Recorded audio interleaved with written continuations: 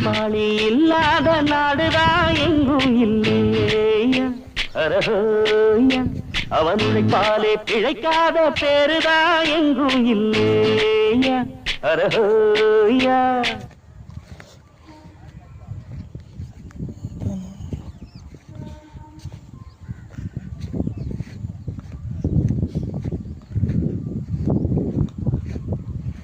என்ன ஆமாம் எனக்கு வெட்டி வச்சிருக்காங்க.